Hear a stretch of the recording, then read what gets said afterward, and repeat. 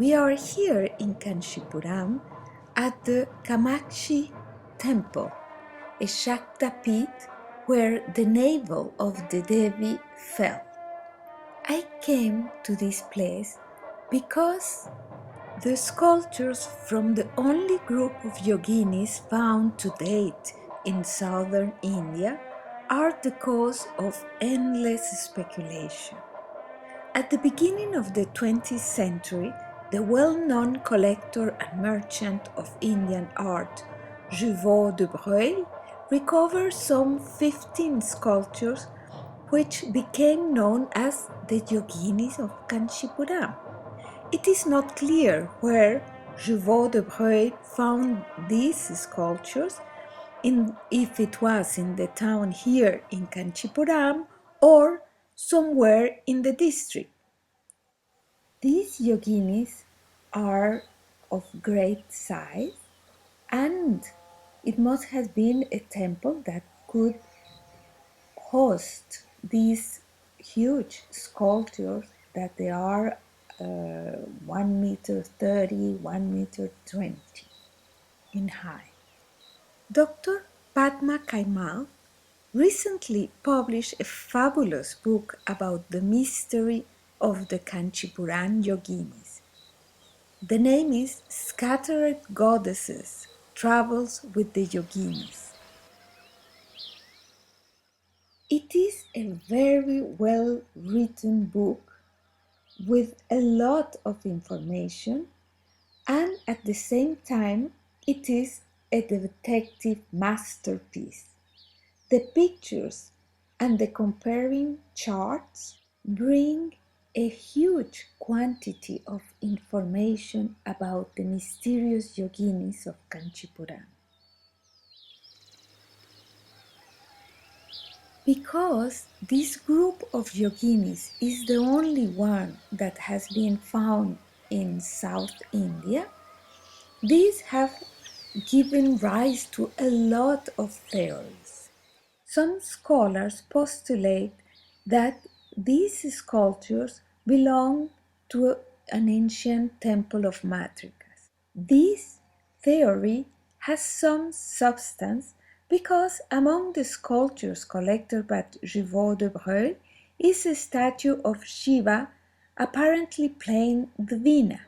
I have seen in many temples all over India slabs of matrikas that are sitting or standing between Shiva playing the veena and sometimes Ganesh at the other end. I have also seen rather big self-standing sculptures of matrikas in Satalpura in Orissa, accompanied with a Shiva with a veena,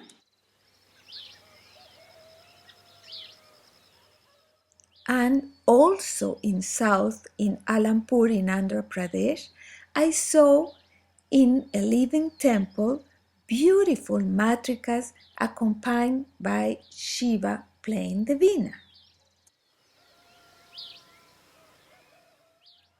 It is important to point out that in the group of Juveau de Breuil there were also two matrikas Brahmani that is now in the Museum of San Francisco and Varahi at the Museum of the University of Michigan in Ann Arbor.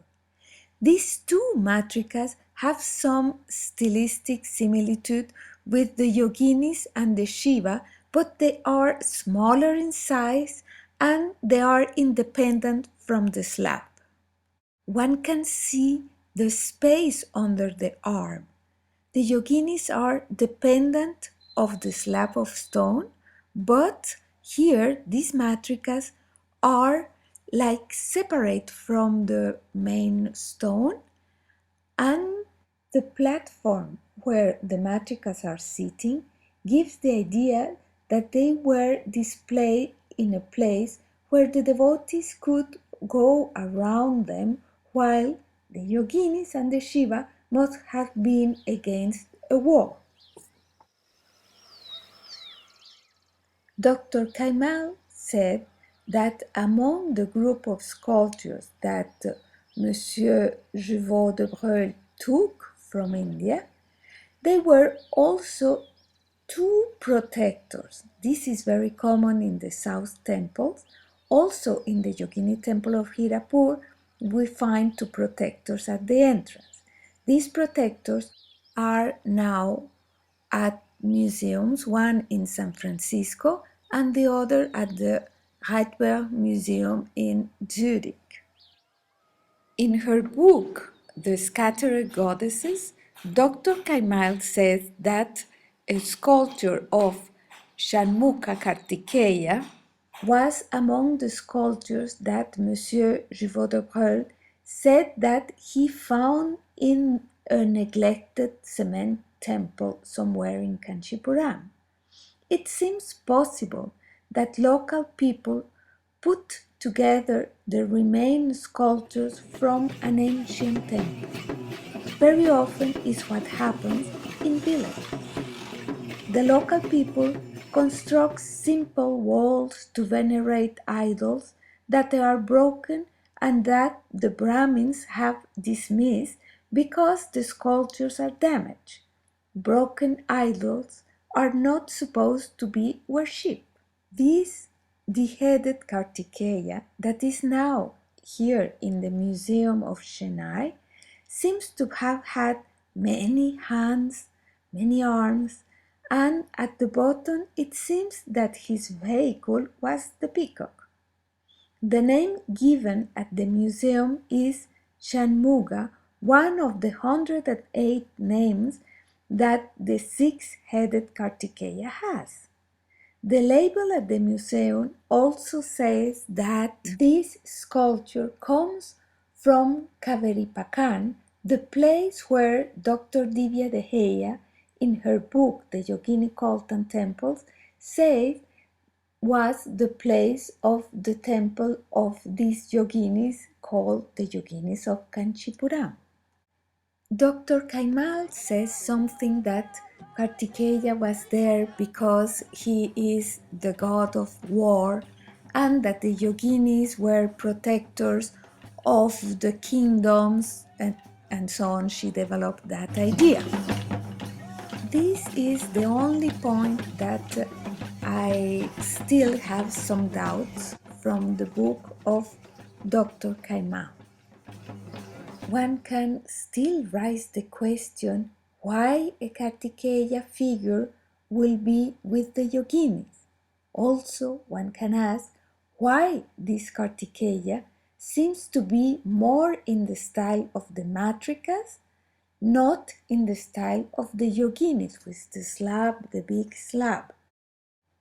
And why the Shiva with Veena that is in the Museum of Boston is in the same style like the yoginis and not like the matrikas.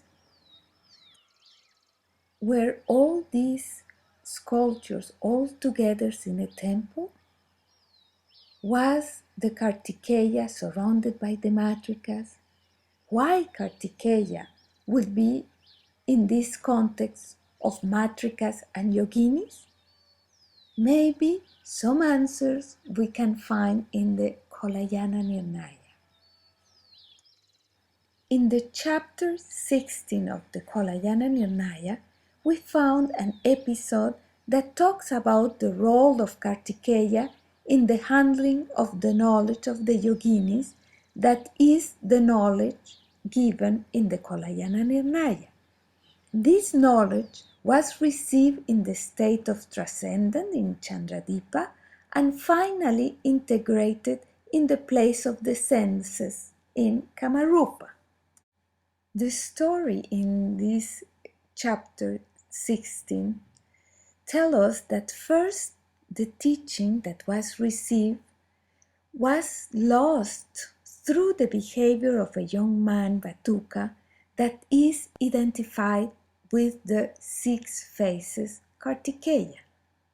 This episode talks about the knowledge that is received too soon, and a young person that received this too soon doesn't know how to handle it through the knowledge to the sea. A fish swallowed the book of knowledge. This event appears as a metaphor for a new period of gestation in the womb, the belly of the fish, in order to be reborn at the right moment through the right person.